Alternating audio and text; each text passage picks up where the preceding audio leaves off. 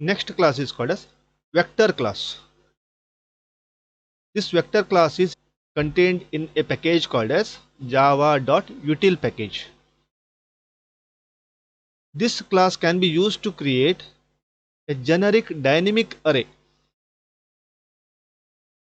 Generic means it will collect any type of object, and dynamic means there is no fixed size for the array.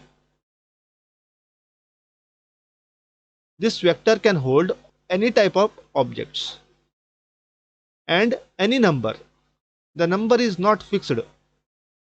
Total number of objects it can collect depending on your computer memory, and it's vary.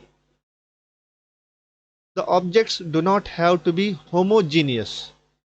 Homogeneous means all the elements are of same type, but in vector there is no need of having homogeneous. It's a heterogeneous.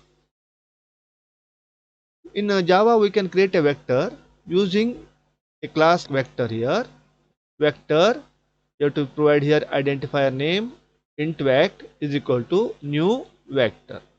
Here you have to provide the empty bracket. This is the first type of declaration. First type of vector object creation. The second type is here vector. You have to give the name. A list is given here. List is equal to new vector 3. Here size is specified. That means I can collect 3 vector elements here. This size has no meaning. This size is only used for optimization purpose.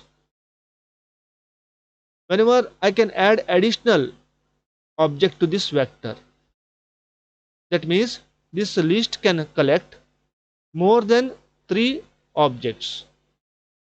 The size is optional part. Note that the vector can be declared without specifying any size explicitly. That means the size is optional. Now this vector class has number of advantages over array. The first one is it is convenient to use vector to store object. Whenever you are dealing with some collection of objects, it is easy to handle with the help of vector instead of your array. A vector can be used to store a list of objects that may vary in size. I already told that it is a dynamic array. Dynamic means there is no fixed size. I need to collect more object. The vector has the facility. There is no fixed size for the vector. We can add and delete objects from the list as and when required. One more advantage of this vector is adding of object and removing of object from collection is very easy. In array it's a very difficult job. I have to shift some of the objects from left to right or right to left. It's a time consuming process, but here it's a very easy one, reliable one. This vector has some disadvantage. A major constraint in using vector is that we cannot directly store simple data type in a vector. That means this vector can handle only objects. It cannot handle primitive data types like int, float, double. I cannot store such type of primitive data types in a vector. If I want to store such primitive data types, first I have to convert that primitive data types into objects. For that one, a separate class is provided that is called as wrapper classes.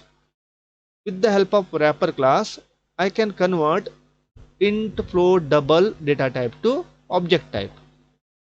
So here we can only store objects. In the vector, I can store only objects. The vector class support a number of methods that can be used to manipulate the vector created. This vector is a class, so it will provide a number of methods. Using that method, I can manipulate the vector objects. Some of the important methods are listed here. These are the methods I used and these are the or task performed by the methods. The first one is called as add element. Here I want to add a new object or new element to the vector. I am using add element. Adds the item specified to the list at the end. It is just like appending a new object at the end. Element at. Now I want to return the name of the 10th element of the object. I need to identify what is the 10th element in the vector. That I have to use element at. This one gives the name of the 10th object. I want to identify how many objects are stored in the vector. I use size method. It gives the number of objects present in the vector. The next method is called as remove element. In parameter I have to pass one item. That item I have to remove from the vector object.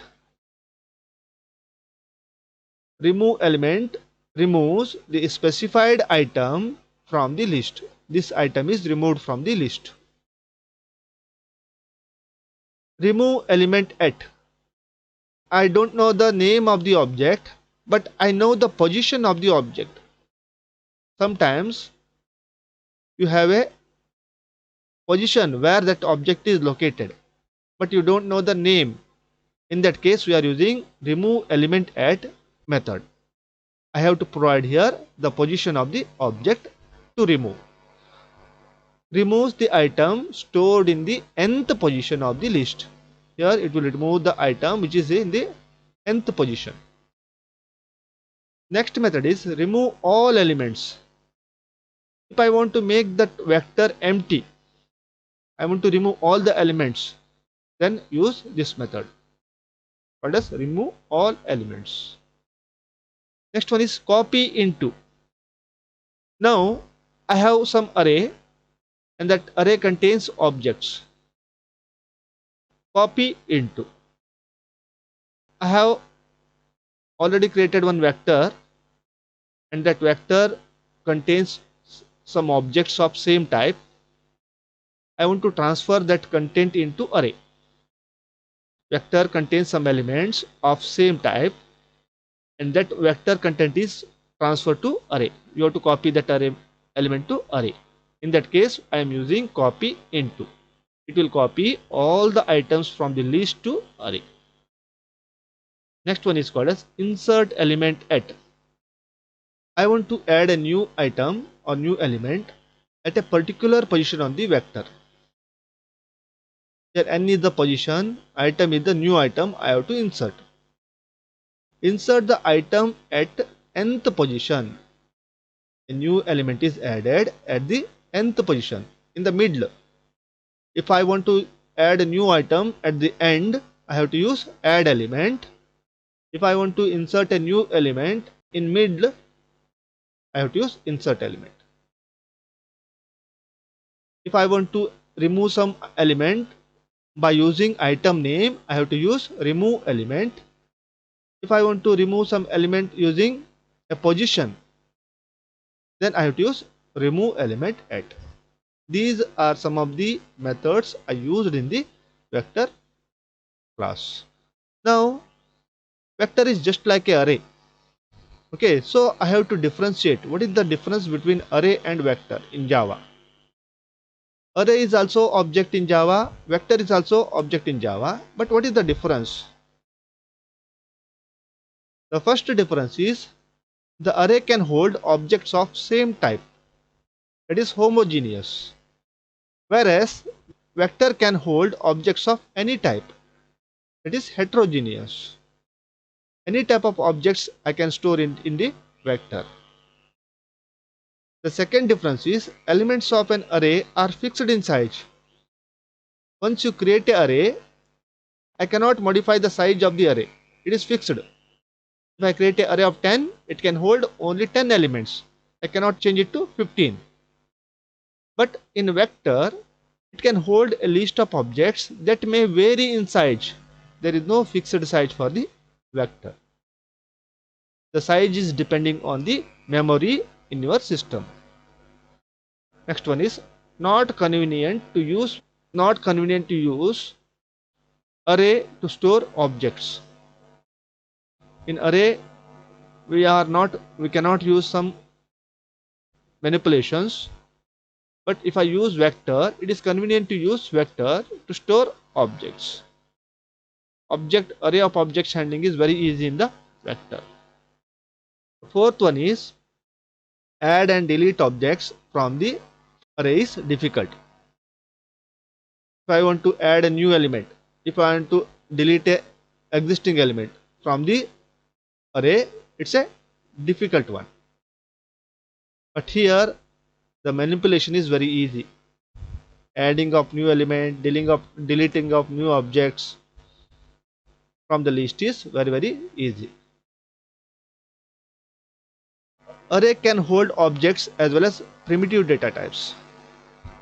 One of the advantage of array is it can hold whether it's a primitive data type or a user defined data type. Both it can handle. But vector can hold only the objects. I cannot store primitive data types. If you want to store the primitive data types, first convert into objects using wrapper classes. More efficient when speed is concerned. Array are more faster. I can use array for efficiency, execution speed. But whenever you use the vector, it's a little bit slower. Compared to array, it's slower. Remember, whenever you have to do most of the time manipulation, it is better to use vector. Because vector can store any number of elements, manipulation is very easy, and it's a heterogeneous. But whenever the speed is concerned, you have to go for array.